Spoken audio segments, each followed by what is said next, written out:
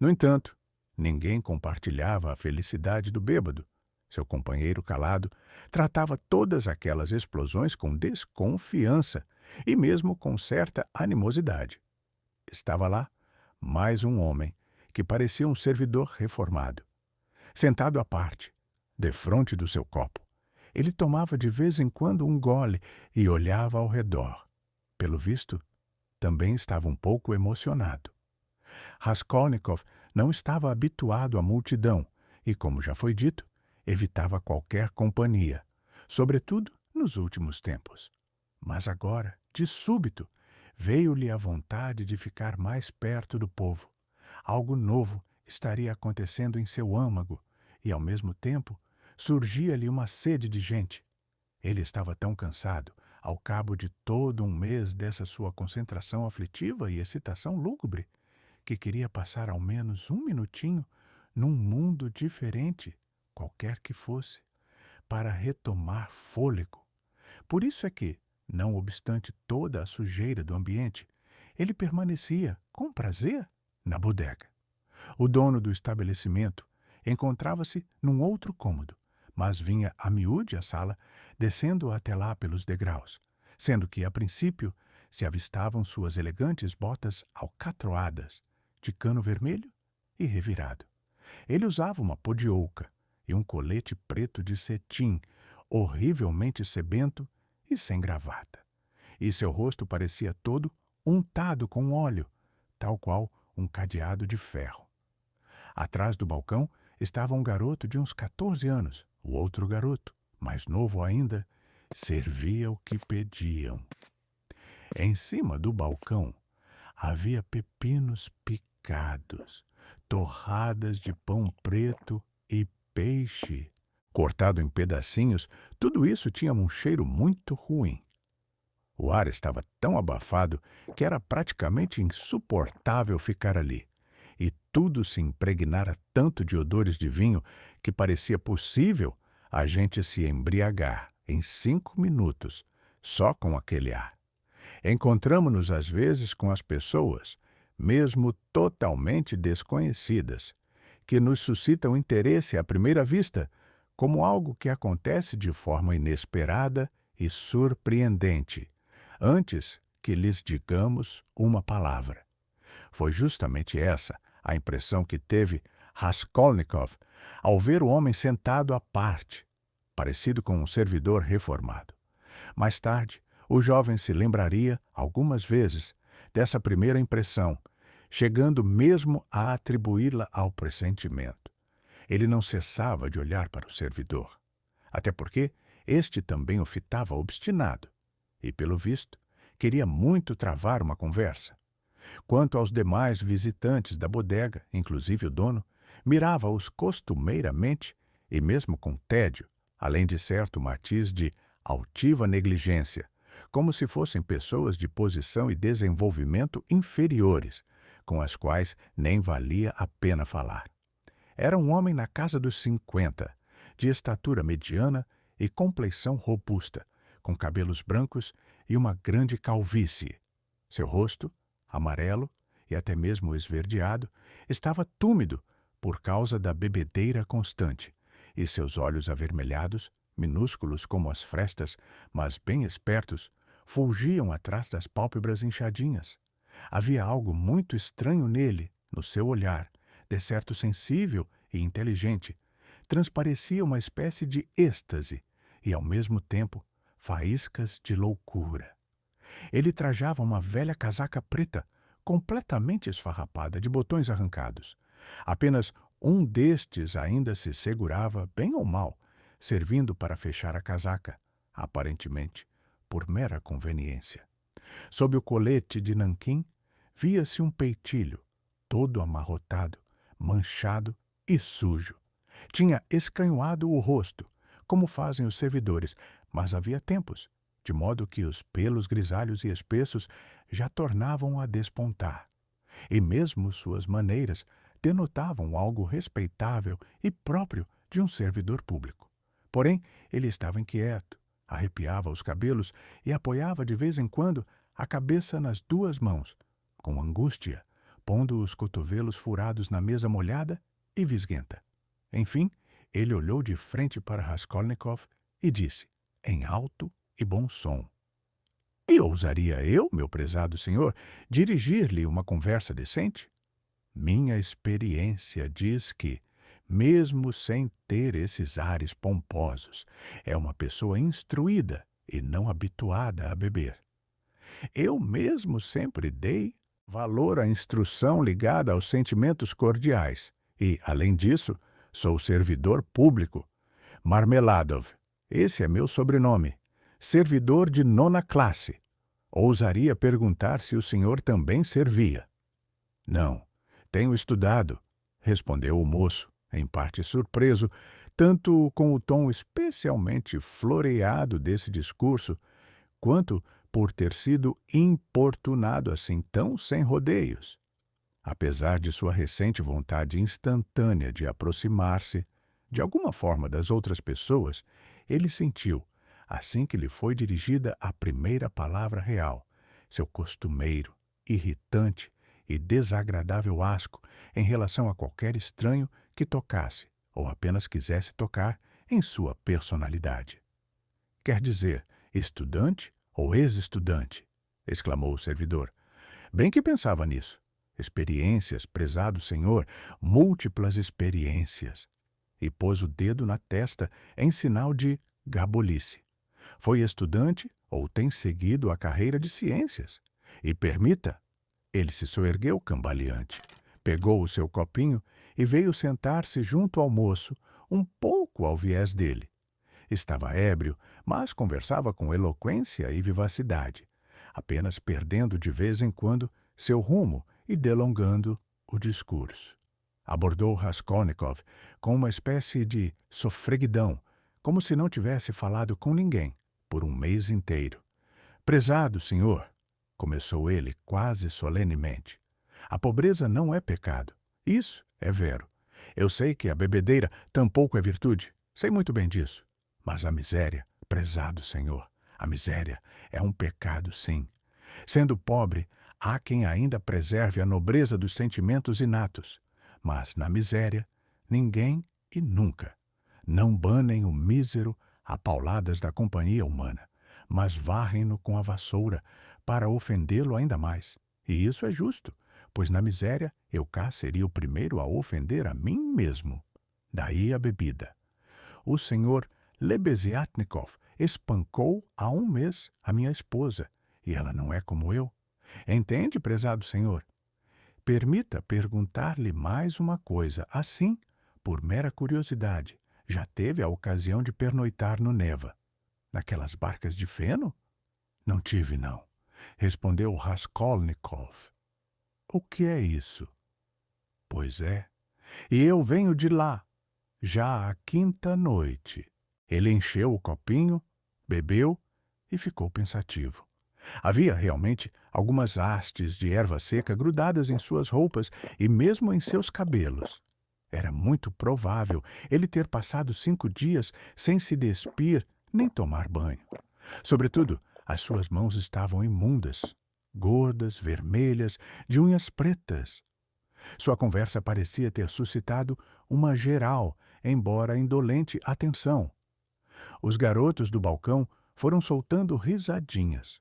O dono, que teria descido ali do cômodo de cima com o propósito de ouvir o engraçadinho, sentou-se de lado, bocejando de maneira preguiçosa, mas imponente.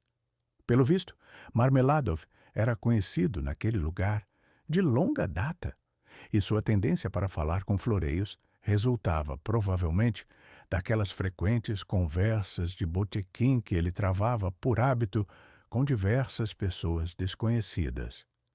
Esse costume transforma-se para alguns amigos do copo numa necessidade, principalmente para os que se veem tratados com rigor ou tiranizados em casa. Por isso é que, numa turma de beberrões, eles sempre procuram conseguir para si justificativas e, se possível, até mesmo respeito. "Engraçadinho", disse o dono em voz alta.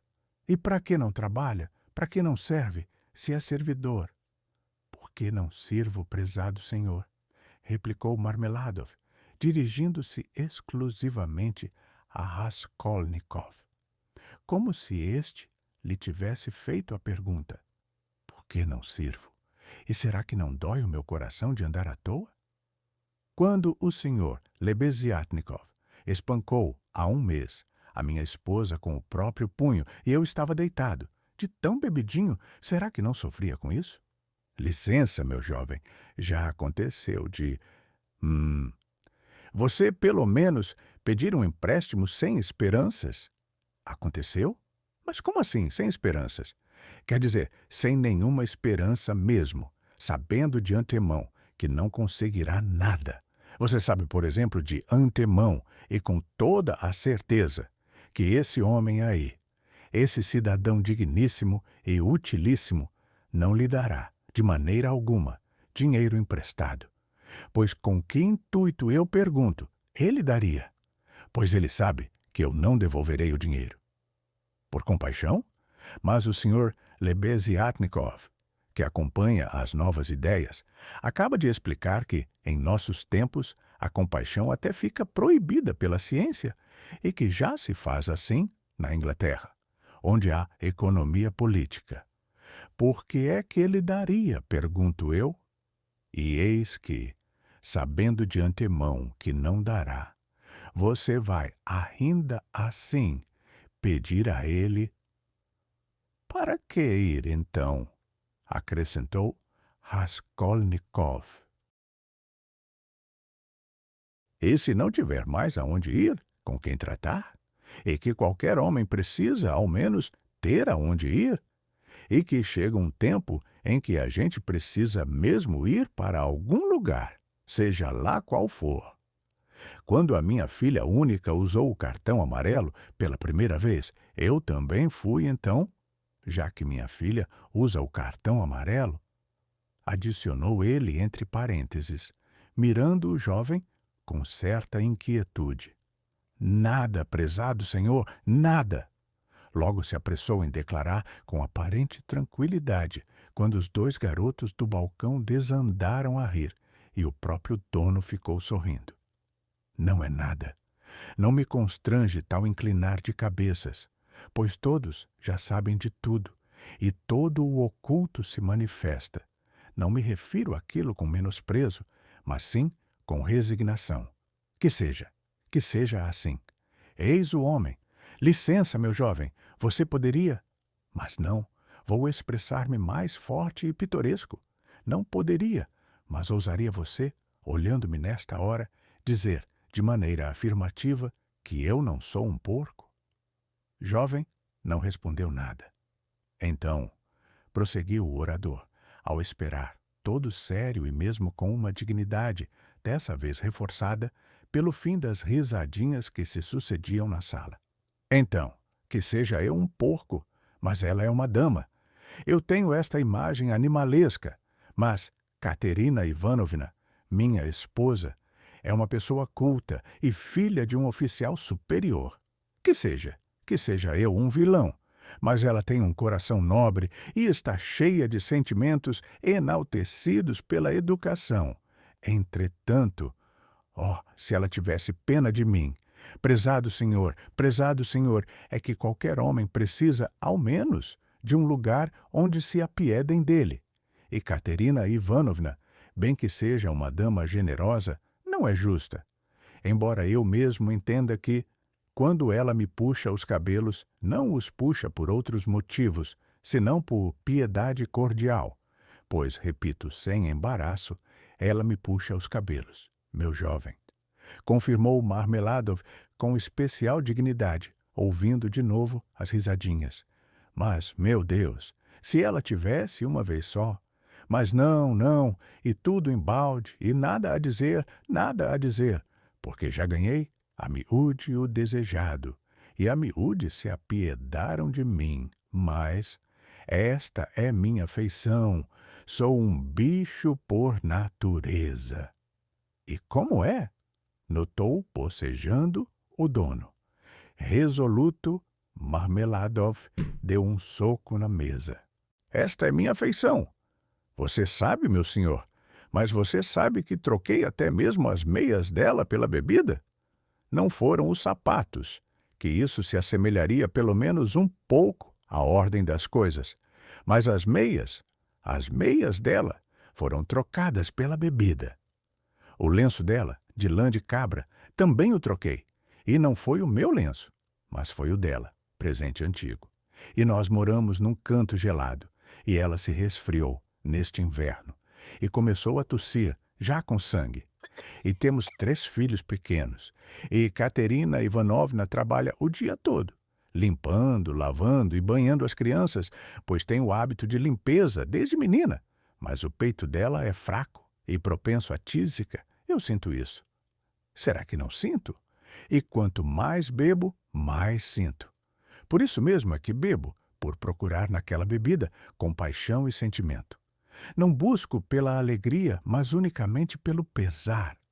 Bebo, pois quero sofrer em demasia. E encostou a cabeça na mesa, como que desesperado. Meu jovem, continuou ele, endireitando-se, eu leio no seu semblante um certo pesar. Li-o tão logo você entrou, e destarte me dirigi a você. É que, recontando-lhe a história de minha vida, não quero expor-me às injúrias dessa gente ociosa, que assim mesmo já sabe de tudo, mas procuro por uma pessoa sensível e instruída. Fique sabendo, pois, que a minha esposa foi criada no internato para as meninas nobres de nossa província e que dançou com chale no baile de formatura, perante o governador e outros graúdos, e recebeu naquela ocasião uma medalha de ouro e um diploma de honra. A medalha? Bem, vendemos aquela medalha. Já faz tempo?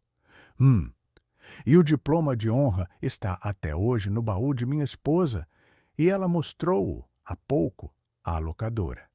Se bem que tivesse brigas ininterruptíssimas com a locadora, quis orgulhar-se um pouco, ante quem quer que fosse, contando sobre os dias felizes de seu passado. E eu não a condeno, não a condeno, porque é a última coisa que lhe ficou em recordações, e todo o resto se tornou pó. Sim, sim, uma dama veemente, soberba e inflexível. Lava com suas mãos o chão, só come pão preto, mas não admite que a destratem. Foi por isso que não quis perdoar ao senhor Lebeziatnikov a afronta dele, e quando o senhor Lebeziatnikov bateu nela, caiu doente mais de sentida que de espancada. Casei-me com ela quando já era viúva e tinha 3 filhos, um menor que o outro. Seu primeiro marido era um oficial da infantaria. Casou-se com ele por amor e fugiu da casa paterna. Amava demais o marido, mas ele se pôs a jogar, acabou processado e faleceu com isso. Batia nela, por fim, e mesmo que ela não o tivesse perdoado, sei disso com toda a certeza e por documentos. Lembra-se dele até agora com lágrimas e compara-me ao primeiro marido. E eu estou contente, contente, pois ao menos em sua imaginação ela se vê feliz, noutros tempos. E ela ficou, depois daquilo tudo, com 3 filhos pequenos, num distrito distante e selvagem, onde eu também me encontrava então, numa miséria tão desesperada que, embora tivesse visto um bocado de aventuras diversas, não sou capaz mesmo de descrevê-la, e toda a família a rejeitou. Além disso, era orgulhosa, orgulhosa demais. Foi então, prezado Senhor, que eu, também viúvo e pai de uma filha de 14 anos, ofereci minha mão a ela, pois não podia ver tamanho sofrimento. Pode julgar por isso até que ponto chegavam as desgraças dela, já que, instruída e educada e filha de casa notável, consentiu em casar-se comigo.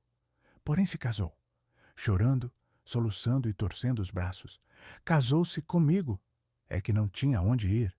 Entende, prezado senhor, mas entende mesmo o que significa não ter mais aonde ir? Não, ainda não entende aquilo. Durante um ano inteiro, cumpria eu meu dever, tal qual um santo, e nem triscava nisso. Ele apontou a garrafa com o dedo. por ter sentimento. Mas nem com isso consegui agradá-la, e eis que perdi o emprego. Não foi culpa minha, mas sim a alteração dos quadros. E trisquei dessa feita. Faz cerca de 1 ano e meio que ficamos, enfim, após deambulações e várias calamidades, nesta capital admirável e adornada de inúmeros monumentos. Consegui um emprego aqui? Consegui e voltei a perder, entende? Dessa vez é que foi minha culpa, pois tinha chegado ao meu limite. Moramos agora num canto, que nos aluga Amália Fiodorovna Lippwesel. E como moramos lá e pagamos, não tenho ideia. Há muitos inquilinos ali, não só nós. Uma Sodoma horribilíssima. Sim. Nesse interim, cresceu a minha filha, a do primeiro casamento, e o que ela suportou, minha filha, por parte da sua madrasta, enquanto crescia, disso não conto. Ainda que esteja Katerina Ivanovna transbordando de sentimentos magnânimos, é uma dama veemente e irritadiça, e corta, sim, mas não vale a pena lembrar aquilo. Sônia, primeiro, como se pode imaginar, ficou sem educação. Tentei ensinar a ela, uns 4 anos atrás, a geografia e a história universal. Mas sendo o meu próprio conhecimento dessas matérias fraco, e não havendo bons manuais para tanto, que livros a gente tinha? Pois bem, não há mais esses livros. Acabou nisso todo o ensino. Paramos no Ciro da Pérsia. 11. Mais tarde, chegando já à maturidade, ela leu alguns livros de conteúdo romanesco e, há pouco, graças à intervenção do Sr. Lebeziatnikov, mais uma obra, A Fisiologia de Lewis, conhece-a? Que leu com grande interesse, inclusive, uns trechos para nós, em voz alta. Eis ali toda a instrução dela. Dirigir-lhe-ei agora, meu prezado senhor, uma pergunta íntima, em meu próprio nome. Pode, a seu ver, uma moça pobre, mas honesta, ganhar muita coisa por meios honestos? Não ganhará, meu senhor, nem 15 copeques por dia, se for honesta e não tiver especiais talentos, e isso botando para quebrar. Contudo, o servidor de quinta classe Klopstock, Ivan Ivanovitch, ouviu falar dele? Não só não lhe pagou até hoje pela costura de meia dúzia de camisas holandesas, como também a pôs para fora, com ofensas, batendo os pés e chamando-a de nomes feios, sob o pretexto de o colarinho da camisa ter sido feito sem medida e meio torto, e há criancinhas famintas. Então, Katerina Ivanovna anda pelo quarto, torcendo os braços, e as manchas vermelhas despontam nas faces dela, o que sempre acontece com essa doença. Moras tu, vagabunda, em nossa casa, comes e bebes, e aproveitas o calorzinho. Mas que comes e bebes são esses, quando as criancinhas não veem sequer uma crosta de pão por 3 dias? Eu estava... Fazer o quê, pois? Eu estava deitado de tão bebidinho e ouço a minha Sônia. Ela é recatada, e sua voz é tão tímida, moça lourinha, de rosto magrinho e sempre pálido, dizer: será que vou, Katerina Ivanovna, fazer aquele negócio? E Daria Frantzevna, uma mulher de más intenções e bem conhecida pela polícia, já o tinha proposto, por meio da locadora, umas 3 vezes. E por que não? Responde Katerina Ivanovna, escarninha. Para que guardar? Eta, tesouro. Mas não condene, prezado senhor, não condene. Ela não disse aquilo em são juízo, mas toda aflita, doente, ouvindo os filhos chorarem de fome, e disse mais por ofensa do que no sentido literal. Assim é a índole de Katerina Ivanovna, e quando as crianças se põem a chorar, nem que seja de fome, começa logo a bater nelas.